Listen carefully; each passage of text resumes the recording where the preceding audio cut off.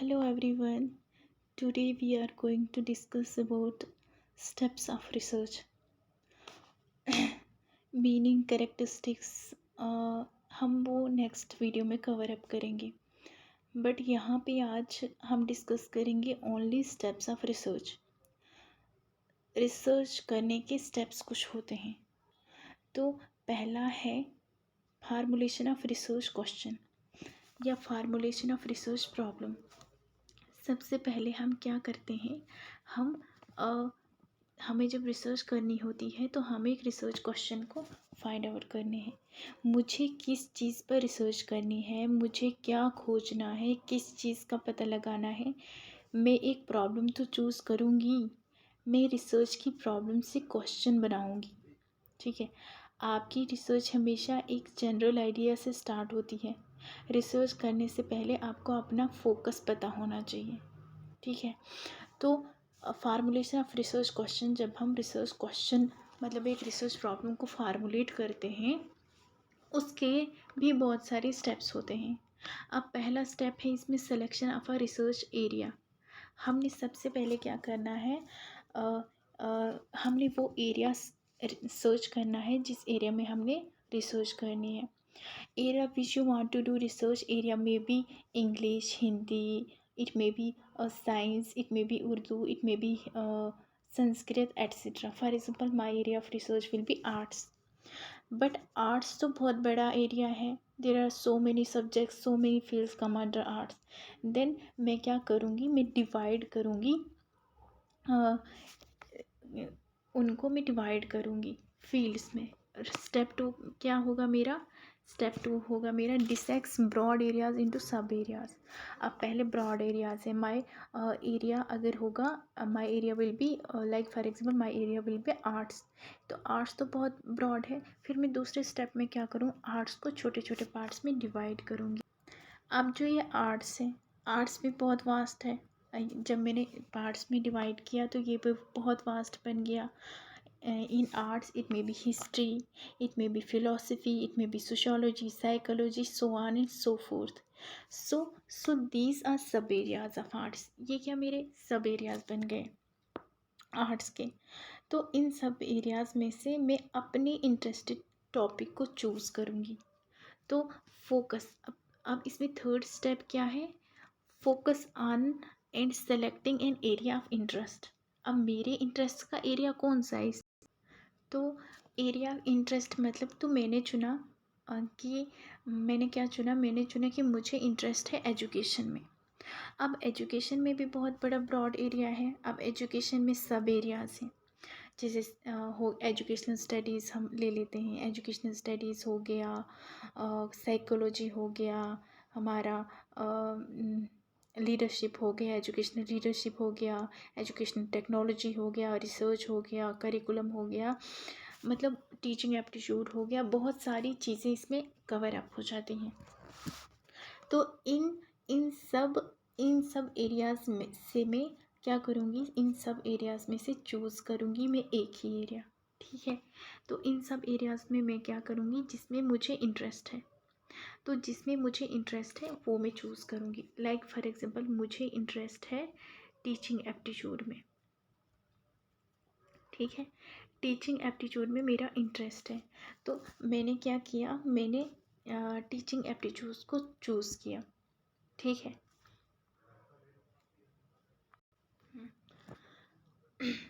तो अब मैंने टीचिंग एप्टीट्यूड यूज़ किया।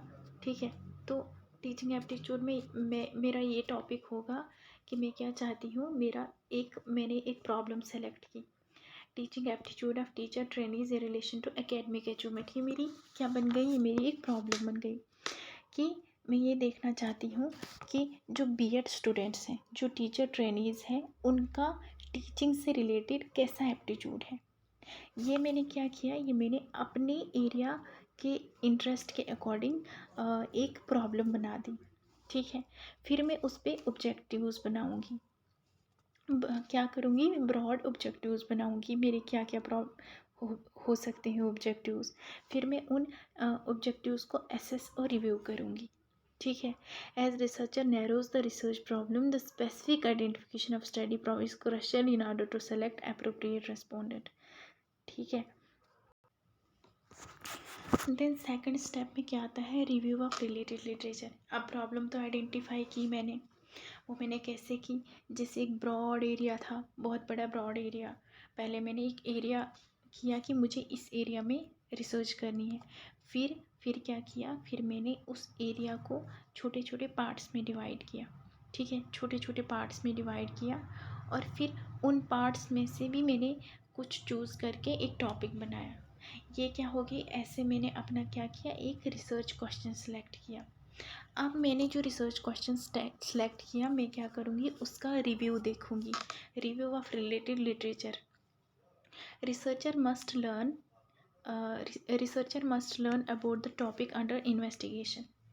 तो जो भी आपकी टॉपिक अंडर इन्वेस्टिगेशन है, जो भी प्रॉब्लम है, उसके रिलेटेड मैं जितनी भी इंफॉर्मेशन कहीं से मिल सके मुझे, तो अगर टीचिंग एप्टीट्यूड पे रिसर्च करना है, टीचिंग एप्टीट्यूड कैसा है टुवर्ड्स टीचिंग, तो मेरे टॉपिक से रिलेटेड क्या क्या लिटरेचर है, इससे आपको एक क्या मिल जाएगा, इससे एक फाउंडेशनल नॉलेज लग जाएगा अबाउट माई प्रॉब्लम।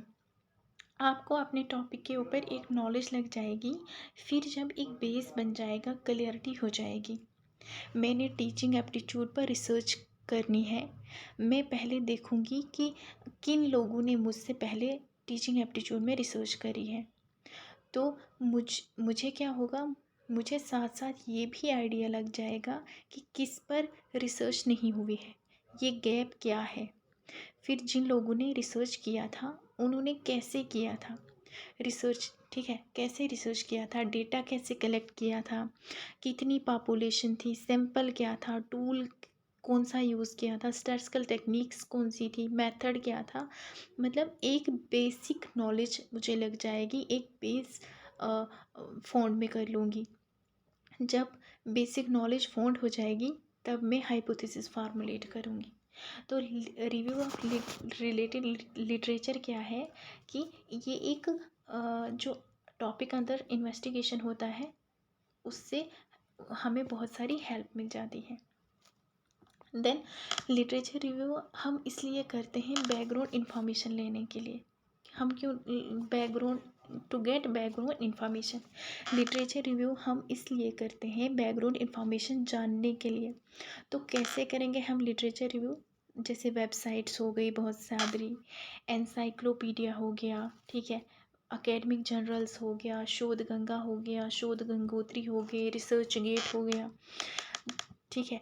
इन सारी चीज़ों पर जो भी मटेरियल है स्टडी से रिलेटेड, उसको पढ़ेंगे, ठीक है। लिटरेचर रिव्यू जो होता है, लिटरेचर रिव्यू करने से आपको क्या पता चलता जाता है, आपको टॉपिक का पता लगता है, ठीक है। पता लगता है कि हम अपनी रिसर्च में क्या क्या क्या कर सकते हैं, जो बाकी लोगों ने नहीं किया है आप उसको छोड़ दो, और बाकी जो लोगों ने नहीं किया है वो कर लो, ठीक है।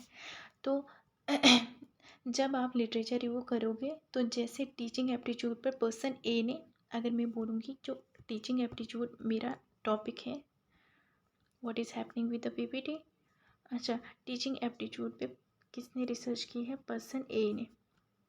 अगर लाइक फॉर एग्जांपल मैं बोलूँगी, जो टीचिंग एप्टीट्यूड है, पर्सन ए ने रिसर्च करी थी और उसने अपनी रिसर्च में बिब्लियोग्राफी अटैच करी थी, ठीक है। तो उसने क्या किया था, अपनी रिसर्च में बिब्लियोग्राफी अटैच करी थी। बिब्लियोग्राफी बताता है कि जब मैं इस रिसर्च को कर रही थी, तो मैंने कौन से सोर्सेस से इसको पढ़ा था, मैंने कहाँ कहाँ से रिसर्च में पढ़ा था, वो बिब्लियोग्राफी होती है।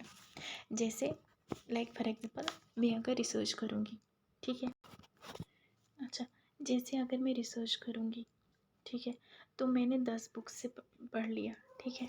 मैंने क्या किया, मैंने 10 बुक्स से पढ़ लिया, 10 बुक्स मैंने कंसल्ट की और मैंने उनसे पढ़ना स्टार्ट किया। तो जिन जिन बुक्स से मैंने, जिन जिन सोर्स मैंने पढ़ा है, जिन जिन बुक्स से मैंने पढ़ा है, मैं अपनी रिसर्च में लिखूँगी उन बुक्स के नाम। बिब्लियोग्राफी इसीलिए लिखते हैं कि ताकि कोई भी हमारे बाद जो रिसर्च करने आए इसी टॉपिक पर, उसको एक हेल्प मिल जाए कि इससे जुड़ी इन्फॉर्मेशन हमें और कहाँ कहाँ से मिलेगी। तो जो इसीलिए क्या होता है, इसीलिए दैट्स वाई हम बिब्लियोग्राफी को पिगी बैंक बोलते हैं। Piggy bank, PANK bank. तो इसलिए हम क्या बोलते हैं, बिब्लियोग्राफी को हम पिगी बैंक बोलते हैं। अब पिगी बैंक क्यों बोलते हैं? जैसे जैसे हमारे पैसे एक जगह पर इकट्ठे होते हैं, छोटे बच्चे का पिगी बैंक होता है। जैसे लाइक फॉर एग्जांपल ये पिगी बैंक है, मेरी ड्राइंग थोड़ी वीक है, तो ये पिगी बैंक है। डालते डालते जाओ इसमें, डालते जाओ इसमें पैसे। तो ये एक पिगी बैंक की तरह होता है जिसमें पैसे इकट्ठे होते हैं। जैसे हमारे पैसे एक जगह पर इकट्ठे हो जाते हैं, वैसे ही बिब्लियोग्राफी में आपके टॉपिक से जुड़े कौन कौन सी इन्फॉर्मेशन कहाँ कहाँ से मिलेगी, उन सब की लिस्ट बना के डालते हैं, उसको हम बोलते हैं बिब्लियोग्राफी। ठीक है, तो बिब्लियोग्राफी क्या है? ये दो चीज़ें होती हैं। What is the difference between the two terms, the bibliography and the references. अब दो चीज़ें हैं यहाँ पर, बिब्लियोग्राफी और है रेफरेंसेस। अब ये क्या होता है बिब्लियोग्राफी और रेफरेंसेस? बिब्लियोग्राफी मैंने आपको बोला कि list of all sources you have read for your research. जहाँ जहाँ से भी आप पढ़ोगे, तो जब जब भी आप लिटरेचर रिव्यू करते हो, आप साथ साथ उसकी बिब्लियोग्राफी भी देते हो। ठीक है, कि मैंने कहाँ कहाँ से को पढ़ा है। List of all sources you have read, तो जितने भी सोर्सेज हैं जो आपने पढ़े हैं, कहाँ कहाँ से पढ़े हैं, तो वो क्या, वो बिब्लियोग्राफी में आते हैं। और रिसर्च क्या होता है? लाइक फॉर एग्जाम्पल अगर मैंने कहीं से कुछ कॉपी करके साइट किया है, यानी मैंने क्या किया है, कहीं से कुछ उठा के कॉपी करके साइट किया है, रिसर्च में लिखा है, मतलब एज इट इज़ कॉपी किया है। ठीक है, तो उस कॉपीड वर्क के लिए मुझे रेफरेंस देना पड़ेगा। अगर रेफरेंस नहीं डालूँगी तो ये कहा जाएगा कि ये मैंने प्लेगियरिज्म की है। तो ये क्या है, ये सोर्स है जहाँ से मैंने पढ़ा है। ठीक है, सोर्स कौन सा सोर्स? यू हैव रीड, जो यू हैव रीड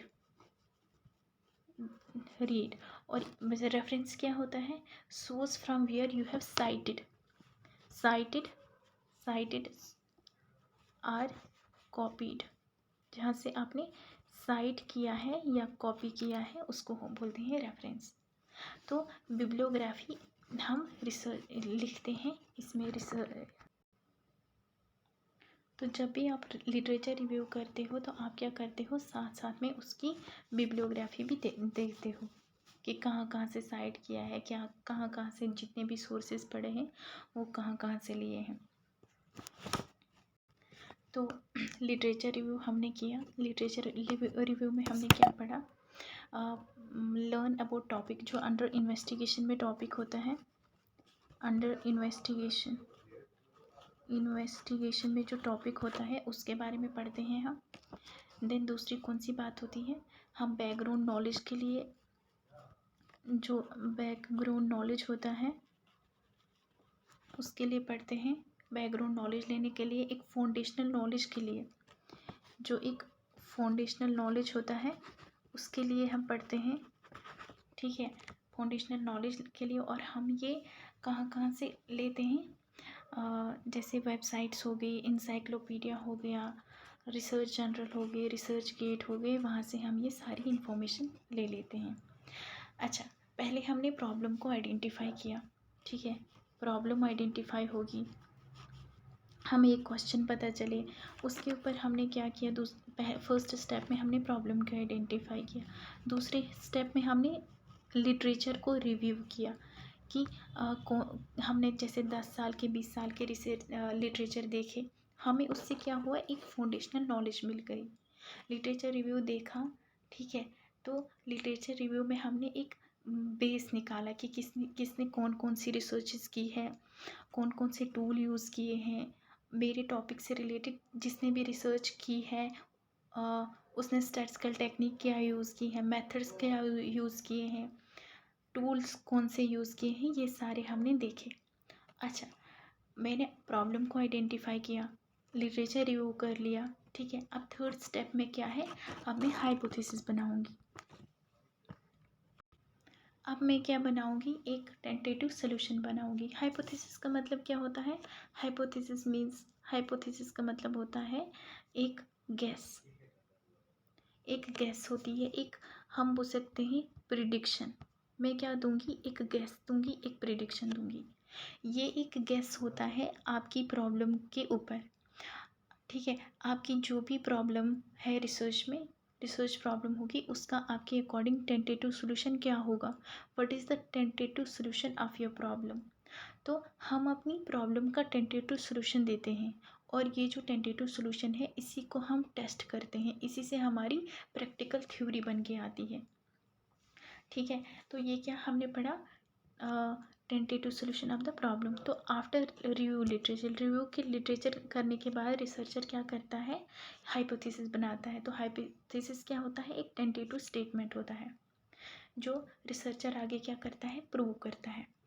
अब इसके भी कुछ स्टेप्स होते हैं, इसके भी क्या होते हैं, कुछ स्टेप्स होते हैं। हाइपोथेसिस मतलब tentative solution of any problem, then उसके सोल्यूशन पर आने के लिए भी कुछ स्टेप्स होते हैं।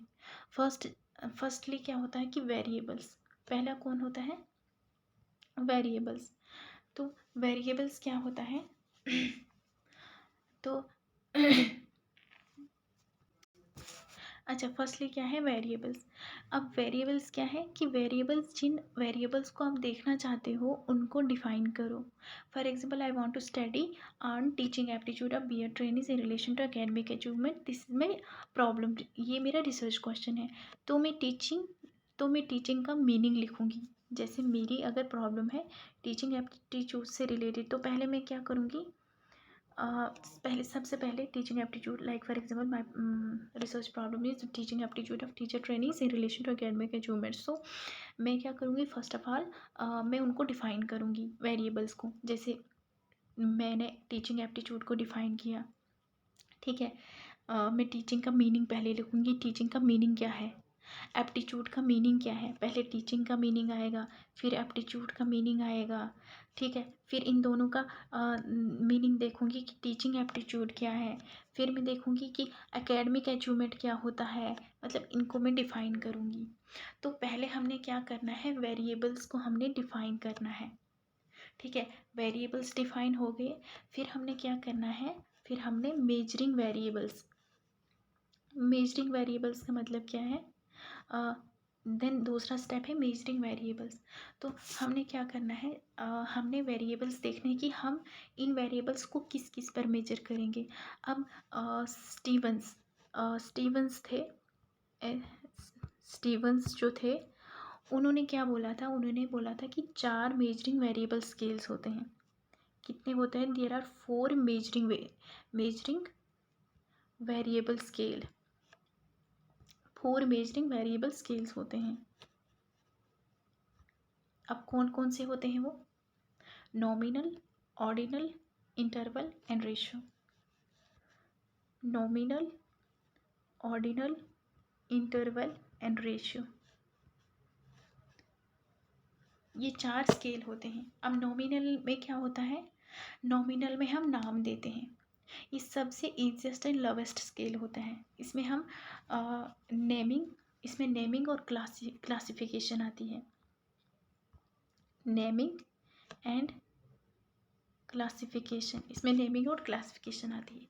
ऑर्डिनल स्केल में क्या होता है, उसमें हम स्पेसिफिक ऑर्डर देते हैं, तो उसमें नेम भी आता है और रैंक भी आती है, नेम भी आता है और रैंक भी आती है। इनके लिए नेक्स्ट क्लास में बहुत डिटेल में बनाऊंगी। यहाँ पे जस्ट देखो कि ये स्टेप्स हैं हाइपोथेसिस के कि हम कैसे कैसे करते हैं। देन इंटरवल में क्या होता है, इंटरवल में हम इंटरवल में नेम भी देते हैं, ऑर्डर भी, और एक इंटरवल फिक्स्ड इंटरवल होता है, नो ज़ीरो, इसमें क्या होता है, नो ज़ीरो। और रेशियो स्केल में क्या होता है, इसमें नेम भी होता है, ऑर्डर भी होता है, इंटरवल भी होता है, और इसमें एब्सोल्यूट ज़ीरो होता है, एब्सोल्यूट ज़ीरो होता है। तो हम क्या करते हैं, सबसे पहले स्टेप्स ऑफ हाइपोथेसिस। सबसे पहले वेरिएबल्स को डिफाइन किया, ठीक है। Like for example my area of research was my research question was teaching aptitude of teaching teachers training in relation to academic achievement. तो मैंने पहले टीचिंग एप्टीट्यूड को डिफाइन करा, पहले टीचिंग को करा डिफाइन, फिर मैंने एप्टीट्यूड को करा, देन मैंने टीचिंग एप्टीट्यूड को करा डिफाइन, देन मैंने एकेडमिक अचीवमेंट। तो ये मैंने क्या किया, मैंने वेरिएबल्स को डिफाइन किया। देन मैंने मेजरिंग वेरिएबल्स देखे कि मैं अपने वेरिएबल्स को किस किस पे मेजर करूँगी। अब स्टीवंस ने उनके लिए 4 स्केल्स दिए थे, तो वो कौन कौन से थे, nominal, ordinal, interval and ratio. इनको आप ऐसे भी याद रख सकते हो, कभी एग्जाम में सीक्वेंस भी पूछते हैं, NOIR नोयर। तो nominal, ordinal, interval and ratio. Then हमने क्या करना है, specify the nature of relationship. हमने जो फिर वेरिएबल का रिलेशनशिप बनाओ।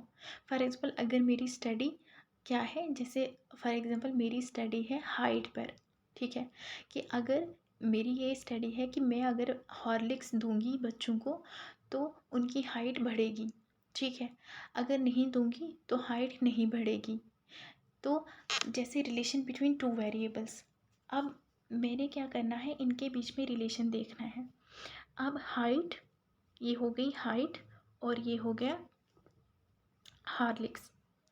अब मैंने देखना है कि अगर मैं हॉर्लिक्स बच्चे को दे रही हूँ, ठीक है, अगर मैं हॉर्लिक्स बच्चे को दे रही हूँ तो उससे उसकी हाइट बढ़नी चाहिए। तो इन दोनों के बीच में रिलेशनशिप होना चाहिए। तो हमने देखना है कि ये जो दो वेरिएबल्स हैं इनके बीच में रिलेशनशिप है या नहीं। तो उसको आइडेंटिफाई करेंगे, रिलेशनशिप देखेंगे। देन आइडेंटिफाई क्या करना है, स्टडी पॉपुलेशन, ठीक है। देन हमने जो हमारी स्टडी पॉपुलेशन है, पॉपुलेशन को आइडेंटिफाई करो। अगर ग्रोथ देखना चाहते हो तो किन बच्चों की देखना चाहते हो। अब लाइक फॉर एग्जांपल मैंने यहाँ पे बोला मैंने ग्रोथ देखनी है, ठीक है, मैंने ग्रोथ देखनी है 6 साल के बच्चों की। तो मैं क्या करूँगी, तो जैसे मैंने बोला 6 साल के बच्चों की ग्रोथ देखनी है। तो ऐसा नहीं होना चाहिए कि मैं जाके 20 इयर्स के बच्चों की ग्रोथ देख लूँ। अगर मैंने 6 बोला है तो मैं 6 इयर्स के बच्चों की ग्रोथ देख लूँ। तो मैंने क्या करना है, मैंने जाके अपनी पॉपुलेशन को आइडेंटिफाई करना है। मेरी पॉपुलेशन आइडेंटिफाई हो गई, देन फिर क्या है, लास्ट में make sure variables are testable. फिर मैंने क्या करना है, तो एक बार मैं सोचूंगी, ठीक है, कि मेरे जो वेरिएबल्स हैं वो टेस्ट हो जाएंगे या नहीं। तो ये क्या है, ये पूरा स्टेप है हाइपोथेसिस का। जब हम हाइपोथेसिस बनाते हैं, टेंटेटिव सोल्यूशन बनाते हैं किसी प्रॉब्लम का, टेंटेटिव सोल्यूशन बन गया, ठीक है। तो पहले मैंने वेरिएबल को डिफाइन किया, देन मैंने measuring variables NOIR Noire, nominal, ordinal, interval, ratio scales. फिर मैंने नेचर देखा, रिलेशनशिप इन दोनों के बीच में है या नहीं, दो वेरिएबल्स के बीच में। फिर मैंने स्टडी को आइडेंटिफाई, मतलब पॉपुलेशन को आइडेंटिफाई करा। फिर मैं ये मतलब श्योर होने लगी कि मैंने जो हाइपोथेसिस बनाई है वो टेस्ट होंगी या नहीं होंगी। तो ये क्या हो गई, स्टेप्स हो गए, ठीक है। फिर अब क्या होता है, मैंने रिसर्च प्रॉब्लम क्वेश्चन भी बना लिया, ठीक है, रिसर्च क्वेश्चन बनाया, उसके ऊपर मैंने रिसर्च क्वेश्चन बनाया, देन मैंने रिव्यू भी करा। पहले मैंने एक रिसर्च क्वेश्चन बनाया, ठीक है, रिसर्च क्वेश्चन बना के मैंने उसका लिटरेचर भी किया। लिटरेचर करने के बाद मैंने उसमें हाइपोथेसिस भी बनाई कि मेरे हिसाब से टेंटेटिव सोल्यूशन ये हो सकता है। देन फोर्थ स्टेप में मैं क्या करूँगी, फोर्थ स्टेप में मैं एक रिसर्च डिज़ाइन बनाऊँगी। तो रिसर्च डिज़ाइन क्या है, रिसर्च डिज़ाइन एक ब्लूप्रिंट है, हम इसको ब्लूप्रिंट बोल सकते हैं। तो ब्लूप्रिंट मतलब इसमें क्या होता है, मतलब मैं अगर रिसर्च कर रही हूँ, इस रिसर्च को मैं कैसे कैसे करूँगी, सर्वे से करूँगी, इंटरव्यू करूँगी, एक्सपेरिमेंट से करूँगी, फिर मेरे पास जो रिज़ल्ट आएगा उसका एनालिसिस कैसे करूँगी। पॉपुलेशन काफ़ी बड़ी होती है तो उसमें से हमें क्या चूज़ करना होता है, हमें सैंपल चूज़ करना होता है। ठीक है, तो पॉपुलेशन बहुत बड़ी है पॉपुलेशन बहुत ज़्यादा बड़ी होती है, so it is not possible for us to study the entire population. तो हम क्या करते हैं, हम उस पॉपुलेशन में से एक सैंपल निकालते हैं। ठीक है, तो हम क्या करते हैं, एक सैंपल निकालते हैं। पॉपुलेशन काफ़ी बड़ी होती है तो उसमें से हम एक सैंपल को चूज़ करते हैं और सैंपल पर ही हमेशा रिसर्च करते हैं। तो तो अब इस सैंपल को कैसे चूज़ करूँगी मैं, ये भी यहाँ पर सोचते हैं, मेंटली पूरी तरह से तैयार करते हो खुद को कि अब आपने ये रिसर्च करनी कैसे है, अब मुझे ये रिसर्च मैं कैसे करूँगी। प्रॉब्लम को आइडेंटिफाई कर लिया, ठीक है, हमने प्रॉब्लम को आइडेंटिफाई किया, हाइपोथेसिस बना ली, ठीक है, हाइपोथेसिस भी बना ली, रिव्यू भी कर लिया, ठीक है। तो मेरी प्रॉब्लम का टेंटेटिव सोल्यूशन ये हो सकता है, ग्रोथ है मेरी प्रॉब्लम और मुझे लगता है कि इसका सोल्यूशन हॉर्लिक्स हो सकता है। अब मैं क्या करूँगी, अब मैं बच्चे को हॉर्लिक्स दे के कैसे कैसे टेस्ट करूँगी। अब आगे उन क्वेश्चंस को हम क्या करते हैं, बहुत अच्छे से स्टडी कर सकते हैं। तो ये क्या है, ये एक ब्लूप्रिंट है। अब जो रिसर्च डिज़ाइन है वो कुछ पर्पसेस को अचीव करता है। इट मेक्स रिसर्च एफिशिएंट, ये क्या करता है, जो हमारी रिसर्च होती है उसको बहुत एफिशिएंट बनाता है। रिलायबिलिटी एंड ऑब्जेक्टिविटी, अब first of all you should know what is the difference between the two terms, the reliability and the objectivity. अब रिलायबिलिटी क्या है एंड ऑब्जेक्टिविटी क्या है। रिलायबिलिटी का मतलब क्या होता है कि same result, reliability also known as consistency, मतलब सेम रिज़ल्ट। जैसे मैं आपका एग्ज़ाम ले रही हूँ इस टाइम, आज ले रही हूँ, आज लिया मैंने, फिर मैंने आपको कोई 15 डेज़ के बाद फिर से एग्ज़ाम लिया, तो अगर आपके सेम सेम रिज़ल्ट आएंगे देन मैं बोलूँगी ये टेस्ट रिलायबल है। ऑब्जेक्टिविटी क्या होता है, ऑब्जेक्टिविटी होता है नो बायसनेस, जहाँ पे कोई भी बायसनेस ना हो। तो यहाँ पे क्या बोला है, रिलायबिलिटी एंड ऑब्जेक्टिविटी, मतलब जब हम किसी भी सिचुएशन में उसी मेथड को यूज़ कर रहे हैं तो रिज़ल्ट हमें सेम मिल रहे हैं। जब हम एक ही मेथड से एक प्लान से कुछ काम करते हैं तो वो काम बिल्कुल सही होता है, रिज़ल्ट एक्यूरेट आता है। अब अगर हम उसी चीज़ को फिर से करेंगे तो रिज़ल्ट सेम आएगा, उसको हम बोलते हैं रिलायबिलिटी एंड ऑब्जेक्टिविटी, मैंने आपको बोल दिया। देन आता है मैक्सिमाइज बायस, जो बायसनेस होती है, एरर, एरर जो होता है, एरर कम हो जाता है because of research design. Then ये भी हो गया, तो हमने रिसर्च को भी डिज़ाइन कर दिया। अब हम क्या करेंगे, carry out the research process, जो हमारा रिसर्च प्रोसेस है उसको हम अब कैरी करेंगे, carry out the research process. अब मैं क्या करूँगी, सबसे पहले मैं डेटा को कलेक्ट करूँगी, ठीक है। अब पहले मैंने क्या किया, पहले मैंने प्रॉब्लम को आइडेंटिफाई किया, ठीक है। प्रॉब्लम को आइडेंटिफाई करने के बाद मैंने रिलेटेड लिटरेचर उसके लिखे, फिर मैंने हाइपोथेसिस बनाई, हाइपोथेसिस के बाद मैंने रिसर्च डिज़ाइन बनाया, मतलब एक कंसेप्चुअल फ्रेमवर्क मैंने बनाया कि मैंने क्या क्या करना है। एक फ्रेमवर्क तैयार हो गया, एक ब्लूप्रिंट पूरी तरीके से तैयार हो गया कि मैंने करना क्या क्या है, ठीक है, ये भी हो गया। देन अब मैं अब मैं जो अपना प्रोसेस है, जो इम्प्लीमेंटेशन में यहाँ से इम्प्लीमेंट करूँगी अपनी चीज़ें, तो सबसे पहले मैं क्या करूँगी, पहले आएगा डेटा कलेक्शन, ठीक है। तो डेटा कलेक्शन मैं कैसे करूँगी डेटा करूँगी मैं कैसे कलेक्ट, ये मैंने पहले ही सोच के रखा है रिसर्च डिज़ाइन में कि प्राइमरी सोर्स से डेटा ले रही हूँ। अब मैं क्या करूँगी, अब मैं यहाँ चूज़ करूँगी कि मैं किस मेथड से डेटा को कलेक्ट करूँगी, ऑब्जर्वेशन से करूँ, क्वेश्चनायर से करूँ, मतलब मैं किस से डेटा को कलेक्ट करूँ, ठीक है। ऑब्जर्वेशन से करूँगी, लाइक फॉर एग्जांपल पहले मैंने सोचा इन केस ऑफ सर्वे, अगर मेरा जैसे सर्वे होगा तो डेटा को हम इन सब चीज़ों से कलेक्ट कर सकते हैं। पहला है ऑब्जर्वेशन से, तो क्या करता है रिसर्चर जो होता है, जिसने रिसर्च करनी होती है, तो रिसर्चर जाता है, वो लोगों का इंटरव्यू नहीं लेता है, वो ऑब्जर्व करता है। जैसे रिसर्चर अगर कॉलेज में रिसर्च करने के लिए गया तो बच्चे जैसे भी हो, ठीक है, बच्चे जैसे भी जो भी काम कर रहे हैं, वो पढ़ रहे हैं या खेल रहे हैं, वो बस उनको जाकर कहीं दूर बैठ के ऑब्जर्व कर रहा है। और यहाँ पर वो बेसिकली उनको ऑब्जर्व करते करते डेटा कलेक्ट कर रहा है। तो ये होता है बाय ऑब्जर्वेशन। ये जो मेथड होता है ये बहुत ज़्यादा कैसे क्या होता है एक्सपेंसिव, क्योंकि हमें वहाँ जाना होता है, उनको देखना होता है, तो that's why this method is expensive.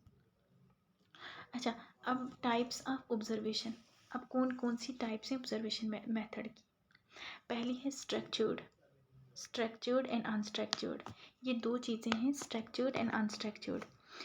जब मैं क्वालिटेटिव और क्वांटिटेटिव रिसर्च की वीडियो बनाऊंगी, देन मैं वहाँ पे इसको बहुत अच्छे से डिटेल में पढ़ाऊंगी कि ये क्या है स्ट्रक्चर्ड एंड अनस्ट्रक्चर्ड। तो स्ट्रक्चर्ड क्या होता है और अनस्ट्रक्चर्ड। स्ट्रक्चर्ड यूज़ होता है डिस्क्रिप्टिव रिसर्च के लिए और अनस्ट्रक्चर्ड होता है एक्सप्लोरेटरी रिसर्च के लिए, जहाँ पे हम डेप्थ में स्टडी करते हैं चीज़ों। स्ट्रक्चर्ड क्या होता है, यहाँ पर प्रॉपर स्ट्रक्चर फॉलो होता है। जैसे मैंने आपको 10 क्वेश्चंस दिए, ठीक है, और 10 क्वेश्चंस आपको फिलअप करने ही करने हैं। अनस्ट्रक्चर्ड में क्या होता है, जहाँ पर कोई स्ट्रक्चर फॉलो नहीं होता है, सेट ऑफ क्वेश्चंस ही नहीं है। मैंने एक क्वेश्चन आपसे पूछा, जैसा आपने आंसर दिया उसके बेसिस पर मैंने दूसरा क्वेश्चन पूछा, तो फिर आपके आंसर के बेसिस पर मैं आपसे थर्ड क्वेश्चन पूछूंगी, तो उसको हम बोलते हैं अनस्ट्रक्चर्ड। तो डिस्क्रिप्टिव रिसर्च ये क्वांटिटेटिव रिसर्च में आता है, और ये जो होता है एक्सप्लोरेटरी रिसर्च ये क्वालिटेटिव रिसर्च में आता है। जब क्वालिटेटिव क्वांटिटेटिव रिसर्च पढ़ाऊँगी आपको, देन वहाँ पे मैं कवर अप कराऊँगी। अच्छा, पार्टिसिपेंट ऑब्जर्वेशन क्या होता है, पार्टिसिपेंट और नॉन पार्टिसिपेंट। तो पार्टिसिपेंट क्या होता है कि जैसे मैंने रिसर्च करनी है, लाइक फॉर एग्जांपल मैं जम्मू कश्मीर से बिलोंग करती हूँ, तो मैंने रिसर्च करनी है दिल्ली के लोगों पे। तो मैं जाऊँगी, उनके साथ बैठूँगी वहाँ पे, उनके साथ मतलब काम करूँगी, मैं देखूँगी उनके घर में रहूँगी, उनका वे ऑफ स्टाइल देखूँगी, वे ऑफ लिविंग, वो कैसे रहते हैं, क्या करते हैं, उनके साथ मतलब पार्टिसिपेट करके मिल के उनके साथ रहूँगी, उसको बोलते हैं participant observation. Non participant observation क्या होता है कि मैं उनको दूर से कहीं से देखूँगी, ठीक है, या तो मैं कहीं किसी जैसे किसी कैमरे से देखूँगी या किसी और चीज़ से देखूँगी, इसको बोलते हैं नॉन पार्टिसिपेंट ऑब्जर्वेशन, ठीक है। तो इनसे मैं डेटा को कलेक्ट कर सकती हूँ। देन आता है पर्सनल इंटरव्यू। तो पर्सनल इंटरव्यू क्या होता है पर्सनल इंटरव्यू, इसमें रिसर्चर उनका इंटरव्यू लेता है, जिससे उसने डेटा कलेक्ट करना होता है, उनका इंटरव्यू लेता है रिसर्चर, उनको बुला लेते हैं, बिठा लेते हैं, फिर उनसे क्वेश्चंस पूछता है, और उन क्वेश्चंस के बेसिस पर रिसर्चर को जो वो आंसर दे रहे होते हैं, उनके आंसर पर रिसर्चर रिकॉर्ड करता जाता है, और फिर वो रिसर्च उनका मतलब रिसर्चर क्या करता है, रिसर्चर का वो डेटा बन जाता है, ठीक है। पहले वो आते हैं, उनको बुलाते हैं, साथ में बिठा के जो जो वो बोलते हैं तो वो उनको रिकॉर्ड करके उसका वो डेटा बन जाता है। पर्सनल इंटरव्यू, ठीक है, पर्सनली बुलाते हैं। टेलीफोनिक इंटरव्यू क्या होता है, टेलीफोनिक इंटरव्यू क्या होता है, इसमें रिसर्चर कॉल करता है, उनको कॉल करता है, कॉल करके इंटरव्यू लेता है। मेल्ड क्वेश्चन क्या होता है, जैसे मैंने क्वेश्चंस का लिस्ट मेल कर दिया, ठीक है, जो जो मैं मेल के थ्रू भेज रही हूँ, मैंने क्वेश्चंस का लिस्ट ईमेल कर दिया लोगों को, और वो क्या करेंगे, और वो मुझे उन क्वेश्चंस के बेसिस पर आंसर दे रहे हैं, तो वो हो गया मेल्ड क्वेश्चनायर, ठीक है। देन आता है ये जो मेल्ड क्वेश्चनायर है ना, ये कॉमनली यूज़ होता है इकोनॉमिक और बिजनेस में यूज़ होता है। देन आता है शेड्यूल। अब शेड्यूल क्या है, ये बहुत इंपॉर्टेंट है। जैसे मैं क्वेश्चंस भेजती हूँ, यहाँ भी मुझे आंसर चाहिए होते हैं, यहाँ भी क्वेश्चनायर होता है। जैसे क्वेश्चनायर में रेस्पोंडेंट खुद उसका आंसर दे रहा होता है, इसमें रेस्पोंडेंट खुद ही नहीं आंसर करता है। इसमें क्या होता है, इसमें खुद नहीं करता, बट वो क्या करेगा, बट वो लिखेगा। इन्यूमरेटर होता है इसमें। इन्यूमरेटर एक ट्रेंड पर्सन होता है जो लोगों के पास जाएगा, उनसे क्वेश्चंस पूछेगा। ठीक है, इन्यूमरेटर क्या होता है, ट्रेंड पर्सन होता है, वो लोगों के पास जाएगा, उनसे क्वेश्चंस पूछेगा। तो क्वेश्चंस के आंसर्स लोग दे रहे हैं, उस आंसर उन्होंने जो आंसर दिया तो उस आंसर्स को वो रिकॉर्ड करेगा, लिख लेगा क्वेश्चनायर में। तो शेड्यूल में क्या होता है, इन्यूमरेटर एक स्पेशली ट्रेंड और अपॉइंटेड पर्सन होता है इंफॉर्मेशन को लेने के लिए। तो शेड्यूल कंसिस्ट ऑफ रेलिवेंट, इसमें रेलिवेंट क्वेश्चंस होते हैं। तो इन्यूमरेटर क्या करता है, पहले उनको विजिट करता है, ठीक है, शेड्यूल के साथ, और वहाँ पे उनसे क्वेश्चन लिखवा लेता है, फील्ड अप वो क्वेश्चन करते हैं, देन उनके बेसिस पे उनको वो रिप्लाईज मिलते हैं। तो इसमें कम्युनिकेशन होती है इन्यूमरेटर और रेस्पोंडेंट के बीच में। तो जो शेड्यूल होता है, शेड्यूल का जो की पॉइंट है वो है इन्यूमरेटर। इसका की पॉइंट है। जब भी आप कोई प्रीवियस ईयर क्वेश्चन करोगे तो वहाँ पे शेड्यूल अगर मैचिंग में आता है तो इन्यूमरेटर इसका की पॉइंट रहता है। देन आता है प्राइमरी और सेकेंडरी डाटा। अब ये प्राइमरी और सेकेंडरी डाटा क्या होता है, जैसे प्राइमरी डाटा होता है, मैं जाके खुद डेटा कलेक्ट करूँगी, ठीक है, तो मैं क्या करूँगी, खुद ही डेटा कलेक्ट करूँगी, उसको हम बोलते हैं प्राइमरी डेटा। और सेकेंडरी डेटा क्या होता है, सेकेंडरी डेटा होता है कि जैसे हमें कहीं वेबसाइट से मिल गया, इंटरनेट से मिल गया, कहीं और से मिल गया डेटा, तो उसको हम सेकेंडरी डेटा बोलते हैं। तो प्राइमरी डेटा क्या है, first hand data. Primary data क्या है, हम अगर प्राइमरी डेटा और सेकेंडरी डेटा में डिफरेंस देखेंगे तो ये क्या है, primary data first hand data है। First hand data first time collect किया, सेल्फ कलेक्टेड डाटा। जैसे थ्रू क्वेश्चन आयर हम जाके, जैसे क्वेश्चन आयर आता है हमारे पास, हम जाके खुद जाते हैं, फिलअप करवाते हैं, वो उसको हम बोलते हैं primary data, real time data, ठीक है। तो सेकेंडरी डाटा होता है जो सेकंड हैंड होता है, data for internet, magazine etcetera, जो एक्सटर्नल सोर्सेज से हमें मिलता है, जैसे radio, TV, magazine, books, newspaper etcetera. तो जो ऑलरेडी कलेक्ट किया होता है, they have already been collected by some other person. तो डेटा कलेक्शन के स्टेप में हम क्या करते हैं, डेटा कलेक्शन के स्टेप में हम इंस्ट्रूमेंट को डिज़ाइन कर लेते हैं कि प्राइमरी करना है तो क्या करेंगे, ऑब्जर्व करेंगे या हम इंटरव्यू लेंगे या क्वेश्चनायर से करेंगे, ठीक है। पार्टिसिपेंट या नॉन पार्टिसिपेंट जो भी मैंने आपको बोला वो सब इसमें इंक्लूड होता है। तो डाटा कलेक्ट कर लेंगे, ठीक है। मैंने अगर डेटा कलेक्ट करना है, प्राइमरी लूँ, सेकेंडरी लूँ, इंटरनेट से उठाऊँ, खुद कलेक्ट करूँ, तो ये हम डेटा कलेक्शन में करते हैं, ठीक है। तो मैंने डेटा भी कलेक्ट कर दिया, ठीक है। डेटा में मैंने क्या किया, जो प्लान बनाया था, मैंने एक कॉन्सेप्चुअल फ्रेमवर्क बनाया था, एक मैंने जो ब्लूप्रिंट बनाया था, ठीक है। तो जो मैंने ब्लूप्रिंट बनाया था उसके अकॉर्डिंग मैंने क्या किया, उसके अकॉर्डिंग मैंने डेटा को कलेक्ट किया। जो डिज़ाइन किया था कि उसके अकॉर्डिंग अपनी रिसर्च को करो।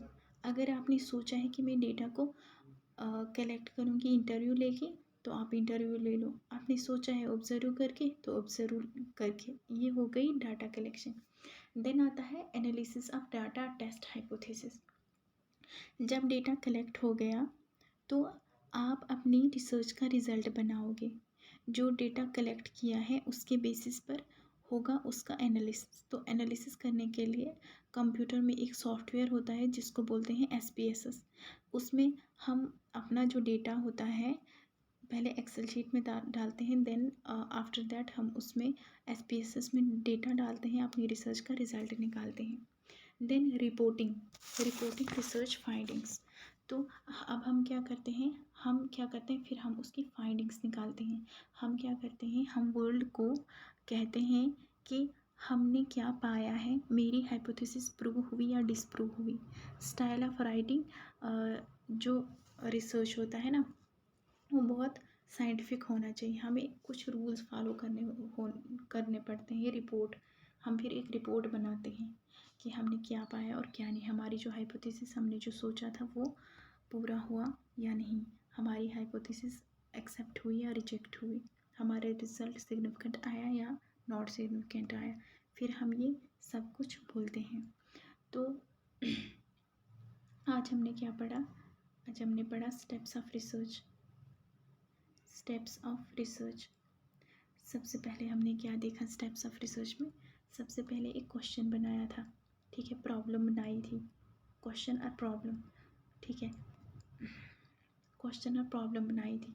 देन उसके बाद उस पर हमने लिटरेचर रिव्यू किया था, लिटरेचर रिव्यू की कि बैकग्राउंड नॉलेज जानने के लिए कि कौन कौन सा नॉलेज था। देन हमने हाइपोथेसिस पढ़ा कि हाइपोथेसिस क्या होता है, एक tentative solution of the problem. Hypothesis के स्टेप्स क्या थे, देन वो भी कवर अप कर लिए। हाइपोथेसिस के बाद हमने एक रिसर्च डिज़ाइन बनाया था कि अब मैंने ये रिसर्च कैसे करनी है, क्या क्या करूँगी मैं, एक पूरा कंसेप्चुअल फ्रेमवर्क, एक पूरा ब्लूप्रिंट बनाया। देन ब्लूप्रिंट बनाने के बाद एक रिसर्च डिज़ाइन के बाद हमने डेटा को कलेक्ट किया, ठीक है, कि किससे डेटा कलेक्ट किया, प्राइमरी डेटा, सेकेंडरी डेटा, किस किस से, जिससे हमने रिसर्च डिज़ाइन में सोचा था उसी से हमने डेटा को कलेक्ट किया। देन डेटा कलेक्ट करने के बाद हमने अपनी फाइंडिंग ये एनालिसिस किया, रिज़ल्ट जो हमारा था उसको एनालिसिस किया। देन एनालिसिस करने के बाद हमने रिसर्च की रिपोर्ट बना ली। देन ये हो गई सारे स्टेप्स ऑफ रिसर्च। होप आपको अच्छे लगे होंगे। मिलेंगे नेक्स्ट वीडियो में। बाय।